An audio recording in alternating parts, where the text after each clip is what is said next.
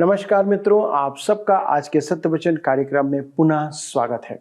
यदि आप इस कार्यक्रम का अनुसरण कर रहे हैं तो मुझे आशा है और विश्वास भी है कि आप परमेश्वर के वचन के ज्ञान में आगे बढ़ते जा रहे हैं। क्योंकि दोस्तों, हम सत्य वचन कार्यक्रम के माध्यम से आपकी सहायता करना चाहते हैं कि पवित्र शास्त्र के एक एक हिस्सों को आप समझने पाए और आप इस बात को समझकर अपने जीवन को बदल सकें। क्योंकि परमेश्वर ने आपके जीवन को आशीषमय बनाने के लिए ही रचा है। यदि आप उसकी आशीषों को महसूस नहीं कर रहे हैं तो कहीं ना कहीं परमेश्वर के साथ आपके संबंध को सुधारने या जोड़ने की आवश्यकता है। परमेश्वर हर एक विश्वासी को उत्तम वरदानों से परिपूर्ण करता है। इसे संसार नहीं जान सकता। परमेश्वर विश्वासियों को वरदान इसलिए प्रदान करता है कि उसे एक दूसरे की उन्नति के लिए उपयोग करे। विश्वासी एक दूसरे के लिए सृजे गए हैं। आइए, जब हम बाइबल से 1 कुरिन्थी 12 अध्याय से आत्मिक वरदानों को देख रहे हैं तो इसे समझे कि परमेश्वर हमें कैसे अपनी योजना का भागी बनाना चाहता है या बना सकता है। आइए अपने अध्ययन में आगे बढ़ें। प्रिय मित्रों, पिछले अध्ययन में हमने वरदानों के बारे में और देह के बारे में देखा था। आज हम आगे देखेंगे मसीह की इस देह में कोई प्रवेश कैसे करता है। 1 कुरिन्थियों की पत्री 12 अध्याय उसके 13 पद में हम पढ़ते हैं, क्योंकि हम सब ने क्या यहूदी हो क्या यूनानी, क्या दास हो क्या स्वतंत्र, एक ही आत्मा के द्वारा एक देह होने के लिए बपतिस्मा लिया और हम सबको एक ही आत्मा पिलाया गया। यह पवित्र आत्मा का बपतिस्मा है। पवित्र आत्मा ही हमें विश्वासियों की देह में जोड़ता है और हर एक को वरदान देता है। हमें इस देह में काम करना है और अपने वरदान का उपयोग करना है। अति संभव है कि हम पांव के अंगूठे हैं जिनकी सेवा अप्रत्यक्ष वरन महत्वपूर्ण है। हम में से हर एक के पास वरदान है और हमें क्रियाशील रहना है। 1 कुरिन्थियों की पत्री 12 अध्याय उसके 14 से 17 पद में हम पढ़ते हैं, इसलिए कि देह में एक ही अंग नहीं परंतु बहुत से हैं। यदि पांव कहे मैं हाथ नहीं इसलिए देह का नहीं, तो क्या वह इस कारण देह का नहीं? और यदि कान कहे मैं आंख नहीं इसलिए देह का नहीं, तो क्या वह इस कारण देह का नहीं है? यदि सारी देह आंख ही होती तो सुनना कहाँ होता? यदि सारी देह कान ही होती तो सूंघना कहाँ होता? मेरे मित्रों, मान लीजिए कि आज प्रेरितों के युग की नाई अन्य भाषा बोलने का वरदान आ जाए, तो भी सच तो यह है कि हर एक मनुष्य अन्य भाषा नहीं बोलेगा। इसका रूपक हमारी देह है जिसका हर एक अंग जीव तो नहीं है। मैंने तो ऐसे भी लोग देखे हैं जो केवल जीव ही हैं परंतु वे यदा कदा ही हैं। पवित्र आत्मा सबको एक ही वरदान नहीं देता है। अलग अलग मनुष्यों को परमेश्वर का आत्मा अलग अलग वरदान देता है जिससे कि मसीह की देह अपनी आवश्यक क्षमता में कार्य करे। 1 कुरिन्थियों 12 के 18 में लिखा है, परंतु सचमुच परमेश्वर ने अंगों को अपनी इच्छा के अनुसार एक एक करके देह में रखा है। परमेश्वर ही है जो अपनी दिव्य इच्छा से वरदान देता है और वह जिसको जो चाहे देता है। अतः हमें उसी को प्रसन्न करना है। वरदान देह में है जिससे कि देह सुचारू रूप से काम करे। मेरी एक कलीसिया में एक पुरुष के पास असामान्य वरदान था। वह आराधना के पीछे खड़ा होकर विघ्न को नियंत्रण में रखता था। यदि कोई बच्चा रोए तो स्वयं सेवक माता को झिड़कते थे, परंतु यह व्यक्ति माता के पास जाकर बच्चे के साथ खेलता और कहता, हमारे पास यहाँ नर्सरी है, क्या आप उचित समझती हैं कि मैं बच्चे को वहां ले जाऊं या आपका वहां तक मार्गदर्शन करूं? और माताएं तुरंत उसकी बात मान लेती थीं। उसमें मनुष्यों के साथ व्यवहार करने की कला थी। मैंने उससे कहा कि उसका वरदान असामान्य है और कलीसिया में अति आवश्यक भी है। आप आश्चर्य करेंगे कि यह भी एक वरदान है। जी हाँ, यह वरदान है। खाना पकाना, सिलाई करना भी एक वरदान है। हम बाइबल की घटनाओं में वरदानों की झलक देख सकते हैं। हनन्याह और सफीरा वरदान संपन्न थे, परंतु उन्होंने स्वयं को प्रभु के अधीन नहीं किया था। उनके वरदान प्रभु के निमित्त क्रियाशील नहीं थे, अतः वे शाऊल पतरस के समक्ष गिरकर मर गए। वे आरंभिक कलीसिया में रहने योग्य नहीं पाए गए। उनको वरदान प्राप्त थे, परंतु वे उन्हें यथोचित रूप में काम में नहीं ले रहे थे। बाइबल में एक महिला दोरकस थी। उसे सिलाई का वरदान प्राप्त था। वह मसीह की प्रभुता के निमित्त अपना वरदान काम में लेती थी। उसकी मृत्यु पर शमौन पतरस याफा गया और विधवाओं ने पतरस को वे वस्त्र पहनकर दिखाए जो दोरकस ने सीले थे। उन्होंने वे वस्त्र पहनकर दिखाए क्योंकि उन गरीब महिलाओं के पास पहनने के लिए और कुछ नहीं था। दोरकस का वरदान आरंभिक कलीसिया में ऐसा महत्वपूर्ण था कि पतरस को उसे जीवित करना पड़ा। उसके वरदान की आज भी आवश्यकता है। शमौन पतरस के पास भी वरदान था। वह पेंतीकोस्त के दिन का उपदेशक था। परमेश्वर ने उसे सामर्थ्य रूप से काम में लिया। जब परमेश्वर को उसके वरदानों की आवश्यकता नहीं रही तो वह मर गया। वह मृतकों में से फिर जीवित नहीं किया गया। मेरे मित्रों, परमेश्वर का आत्मा इन सब बातों में प्रभुता रखता है। वही निर्धारित करता है कि क्या महत्वपूर्ण है और क्या नहीं। यदि परमेश्वर ने आपको खाना पकाने के लिए या कपड़े सिलने के लिए बुलाया है तो आप वही करें। यह आपका वरदान है। पवित्र आत्मा चाहता है कि हम अपना वरदान काम में लें और उसे मसीह यीशु की प्रभुता में समर्पित कर दें। पहला कुरिन्थियों की पत्री 12 अध्याय उसके 19 से 22 पद में हम पढ़ते हैं, यदि वे सब एक ही अंग होते तो देह कहाँ होती, परंतु अब अंग तो बहुत से हैं, परंतु देह एक ही है। आंख हाथ से नहीं कह सकती मुझे तेरी आवश्यकता नहीं, और न सिर पांव से कह सकता है मुझे तुम्हारी आवश्यकता नहीं, परंतु देह के वे अंग जो दूसरों से निर्बल लगते हैं बहुत ही आवश्यक हैं। हमें एक दूसरे की आवश्यकता है और प्रभु हम सबको काम में लेना चाहता है, चाहे आप कोई भी क्यों ना हो। पहला कुरिन्थियों के पत्री 12 अध्याय उसके 23 से 25 पद में हम आगे पढ़ते हैं, और देह के जिन अंगों को हम आदर के योग्य नहीं समझते उन्हीं को हम अधिक आदर देते हैं, और हमारे शोभाहीन अंग और भी बहुत शोभायमान हो जाते हैं। फिर भी हमारे शोभायमान अंगों को इसकी आवश्यकता नहीं, परंतु परमेश्वर ने देह को ऐसा बना दिया है कि जिस अंग को आदर की घटी थी उसी को और भी बहुत आदर मिले, ताकि देह में फूट ना पड़े, परंतु अंग एक दूसरे की बराबर चिंता करें। मेरे प्रियो, आपने किसी दुबले पतले युवक को व्यायाम करते देखा होगा। वह मांसपेशियों का विकास करना चाहता है। वह शारीरिक शक्ति में विकास का यत्न करता है। ठीक इसी प्रकार परमेश्वर भी विश्वासियों की देह पर ध्यान देता है, जिससे कि छोटे वरदानों में विकास हो। मेरे विचार में कलीसिया में भी अनेक वरदानों में विकास की आवश्यकता है। संभवतः आप सोचते होंगे कि आप प्रभु के लिए कुछ नहीं कर रहे हैं।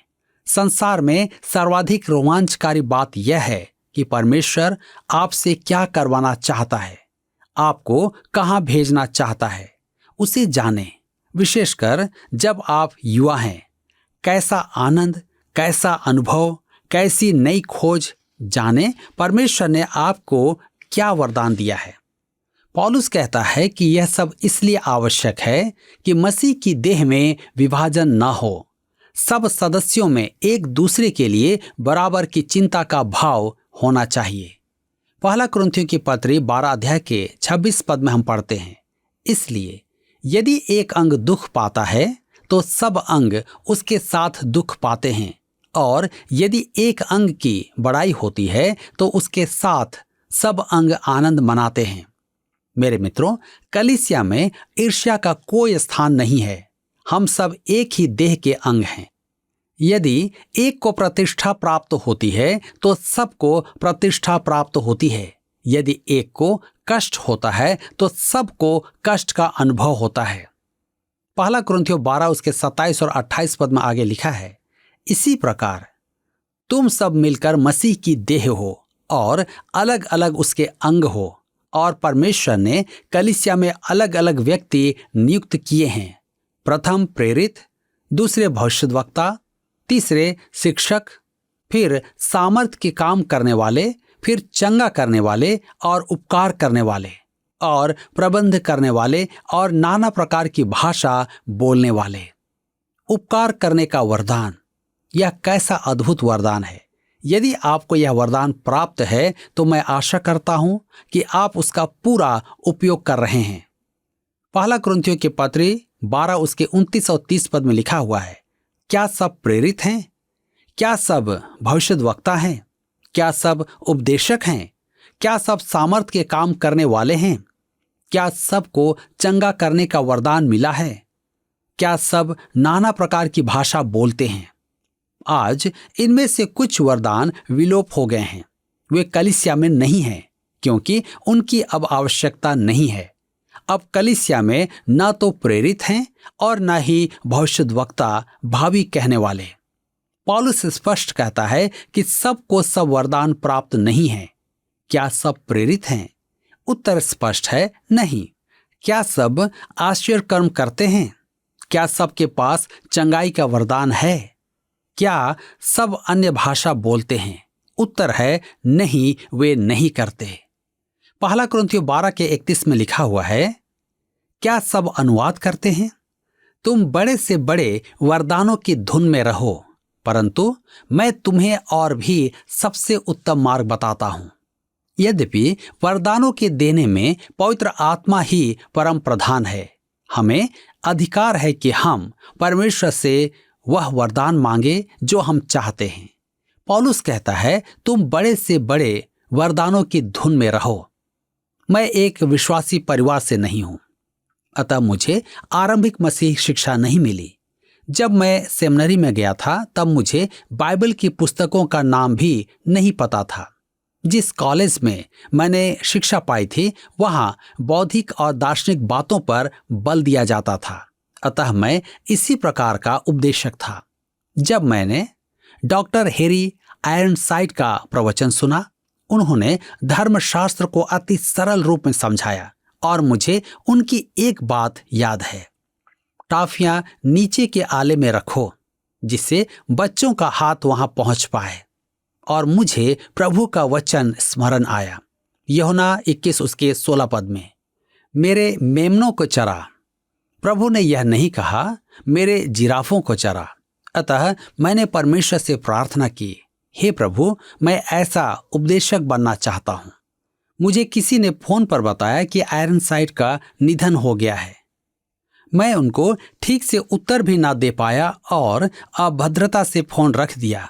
मैं तुरंत अपने घुटनों पर गिर गया और मैं सच कहता हूं कि परमेश्वर का धन्यवाद देते समय मैं रो रहा था। मैंने कहा, हे प्रभु, मैंने तो तुमसे याचना की थी कि मुझे डॉक्टर आयरनसाइड की न्याय शिक्षा देने का वरदान दे, और तूने मेरी प्रार्थना सुन ली। मैंने निश्चय ही बड़े वरदान की धुन की थी और परमेश्वर ने मेरी प्रार्थना सुनी। यद्यपि मैं डॉक्टर आयरनसाइड तो नहीं हूं, मैं परमेश्वर के वचन की शिक्षा देने और उसके अनुभव से कैसा आनंदित होता हूं। मेरे मित्रों, आपको बड़े बड़े वरदान मांगने का अधिकार है। मुझे कुछ लोगों ने लिखा है, मुझे पूरी आशा है कि आपने पवित्र आत्मा का बपतिस्मा पा लिया है। आपकी जानकारी के लिए, मैंने पवित्र आत्मा का बपतिस्मा पाया है, जो एक अनुभव और उद्धार का परिणाम नहीं, परंतु पवित्र आत्मा ने मुझे विश्वासियों की देह में रखा है। यही पवित्र आत्मा का बपतिस्मा है। वे यह भी लिखते हैं, हम आशा करते हैं कि आप अन्य भाषा बोलेंगे। मेरी प्रार्थना है कि मैं अंग्रेजी भाषा अधिक अच्छी तरह बोलूं। क्यों? सीधा सा उत्तर है, परमेश्वर हमें लाभ के निमित्त वरदान देता है, जो कलीसिया का धन है। परमेश्वर आपको जो भी वरदान दे, उसका उद्देश्य है विश्वासियों की सहायता करना, देह के अन्य अंगों की सहायता। मित्रों, यहाँ पर अध्याय 12 समाप्त होता है। अब हम अध्याय 13 से अपने अध्ययन को बनाए रखेंगे, जिसका विषय है प्रेम वरदानों की क्षमता। सच कहें तो यह अध्याय प्रेम का अध्याय है। अनेक विचारकों ने इसकी व्याख्या करने का प्रयास किया है, मैं सच कहूं तो मैंने इस अध्याय पर अपनी संपूर्ण सेवा में 1 या 2 बार ही उपदेश दिया है। यद्यपि मैंने टीवी पर बाइबल अध्ययन में इस पर शिक्षा दी है या अपनी कलीसियाओं में शिक्षा दी है, परंतु यदि स्पष्ट कहूं तो यह अध्याय मेरी समझ, बौद्धिक और क्षमता से परे है। सन 1884 में हेनरी ड्रमंड ने एक बहुत ही बुद्धिमानी का लेख लिखा जिसका शीर्षक था greatest thing in the world, संसार की महानतम वस्तु। वह मेरे मसीही जीवन में बहुत पहले मेरे हाथ में आया था। इस अध्याय 13 पर यह एक सर्वोत्तम पुस्तक है। प्रेम शब्द इस संपूर्ण अध्याय में आता है। वह वास्तव में यूनानी शब्द अगापे से आया है जिसका अर्थ ही प्रेम है। इस अध्याय में प्रेम की परिभाषा आपको नहीं मिलेगी। कभी कभी परिभाषाएं विनाशकारी होती हैं। प्रेम की परिभाषा देना इस अध्याय का गंभीर उल्लंघन है। यदि आप गुलाब की व्याख्या करते हैं तो आप वनस्पति विज्ञान में दी गई परिभाषा काम में ले सकते हैं, परंतु वह परिभाषा मुझे गुलाब का वह विवरण प्रदान नहीं करती है जैसा मैं गुलाब को जानता हूं। या आपने कभी सूर्यास्त की परिभाषा किसी से सुनी है? मुझे स्मरण है कि मैं नाव में खड़ा चांद को देख रहा था। वह दृश्य ऐसा रोमांचकारी था कि मेरे रोंगटे खड़े हो गए। काश मैं उसका चित्रण आपके लिए कर पाता, परंतु मेरे लिए यह संभव नहीं है। इसी प्रकार यह अध्याय प्रेम का प्रदर्शन करता है, उसकी परिभाषा नहीं देता है। यूनानी भाषा में प्रेम के 3 शब्द हैं। एक शब्द है इरोस अर्थात लालसा। यह प्रेम की देवी और इरोस के लिए काम में आता है। या वीनस क्यूपिड के लिए काम में आता है। आज इसका पर्यायवाची शब्द है यौन। नए नियम में यह शब्द नहीं है। दूसरा शब्द है फिलियो अर्थात लगाव या अनुराग। यह मनुष्य के लिए, भाई के लिए प्रेम है। इसमें मानवीय प्रेम की पराकाष्ठा है, शालीन प्रेम। नए नियम में व्यक्त अगापे सर्वोत्तम शब्द है जिसका अर्थ है ईश्वरीय प्रेम। यह भावना प्रवण प्रेम से बढ़कर है। यह इच्छा में निहित प्रेम है। यह वह प्रेम है जो अपने कर्म को चुनता है। यह परमेश्वर की परिभाषा है क्योंकि परमेश्वर प्रेम है। मेरे मित्रों, मैं यहाँ इस अध्याय की रूपरेखा दे रहा हूँ। यह इस अध्याय के साथ अन्याय तो है, परंतु समझने में सहायक होगी। पहला, प्रेम की श्रेष्ठता, उसका मूल्य, पद 1 से 3 में।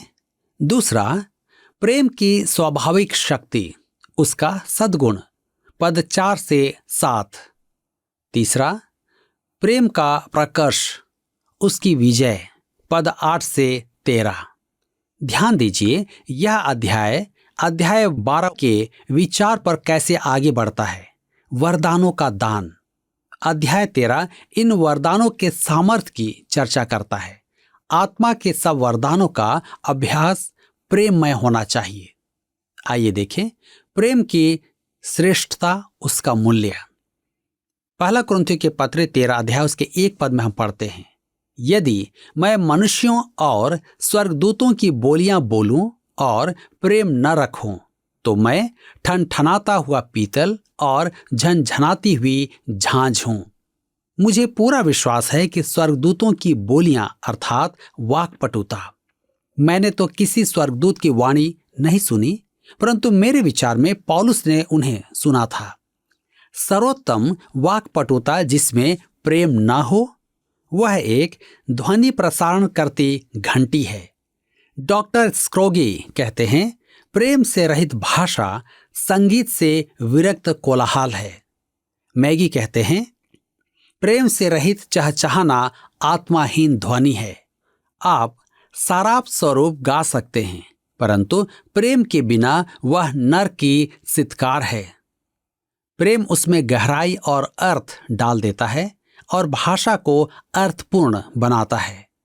पहला कुरिन्थियों के पत्र 13 के 2 में हम पढ़ते हैं, और यदि मैं भविष्यवाणी कर सकूं और सब भेदों और सब प्रकार के ज्ञान को समझूं और मुझे यहाँ तक पूरा विश्वास हो कि मैं पहाड़ों को हटा दूं, परंतु प्रेम न रखूं तो मैं कुछ भी नहीं। पहला पद मन की गहराई से उभरते प्रेम की चर्चा करता है और यह पद उसे मस्तिष्क से उत्पन्न दर्शाता है। ज्ञान अकेला पर्याप्त नहीं है, ज्ञान में प्रेम का होना आवश्यक है। मेरे विचार में आज यह बाइबल की विश्वासी कलीसिया की दुखद दुर्दशा है। उनमें बाइबल का ज्ञान है और बाइबल के सत्यों का बोध है, परंतु प्रेम की कमी है। यह कैसी भयानक बात है कि कलीसियाओं में अफवाहें, कड़वाहट और घृणा भरी हुई है। ज्ञान के साथ प्रेम का होना आवश्यक है। पहला कुरिन्थियों के पत्र 13 के 3 पद में हम पढ़ते हैं, यदि मैं अपनी संपूर्ण संपत्ति कंगालों को खिला दूं या अपनी देह जलाने के लिए दे दूं और प्रेम न रखूं तो मुझे कुछ भी लाभ नहीं। यह प्रेम वास्तव में इच्छा का कृत्य है। प्रेम हृदय से होता है, पद 1 में, मस्तिष्क से पद 2 में और इच्छा से पद 3 में होता है। प्रेम पवित्र आत्मा का फल है। यद्यपि हमें बड़े बड़े वरदानों की धुन में रहना है, उनको व्यवहारिक प्रेम पूर्ण होना चाहिए। केवल परमेश्वर का आत्मा यह कर सकता है। मेरे प्रियो, आप ऐसा कीजिए, शून्य का एक क्रम लिखें। वाक्पटुता अपने आप में शून्य है, भविष्यवाणी अपने आप में शून्य है, ज्ञान भी शून्य है, विश्वास भी शून्य है, बलिदान शून्य है, शहीद होना भी शून्य है। इन सब शून्यों का योग करने पर प्राप्त अंक भी शून्य ही होता है, जिसका अर्थ है कुछ नहीं। परंतु यदि आप उस शून्य की बाईं ओर 1 का अंक लिख दें तो वह अर्थपूर्ण हो जाता है। अतः आत्मा के प्रत्येक वरदान में प्रेम को जोड़ना आवश्यक है। प्रेम के बिना आपका वरदान निकम्मा है। मित्रों, मैं आपसे पूछता हूं कि आपका प्रेम किस प्रकार का प्रेम है? क्या आप परमेश्वर के उस प्रेम को समझ पाए? परमेश्वर आज के इस वचन के द्वारा आप सबको आशीष दे। पिछले प्रश्न का उत्तर है डी, पवित्र आत्मा। पवित्र आत्मा हमें वरदान देता है और प्रभु यीशु वरदानों का उपयोग करता है। आज का प्रश्न है, परमेश्वर ने सभी विश्वासियों को देह की सेवा के लिए अलग अलग खाली स्थान दिए हैं। ए वरदान, बी समय, सी गुण, डी चर्च। मित्रों, इस प्रश्न का उत्तर हमें कल सुबह 6 बजे से पहले विकल्प ए, बी, सी या डी के साथ अपना नाम, पता, स्थान के साथ 9651433397 पर SMS या WhatsApp करें। सभी विजेताओं को विशेष पुरस्कार प्रदान किए जाएंगे। धन्यवाद। क्या आपको यह कार्यक्रम पसंद आया? अभी हमें एक मिस कॉल करें और आप अगले विजेता हो सकते हैं।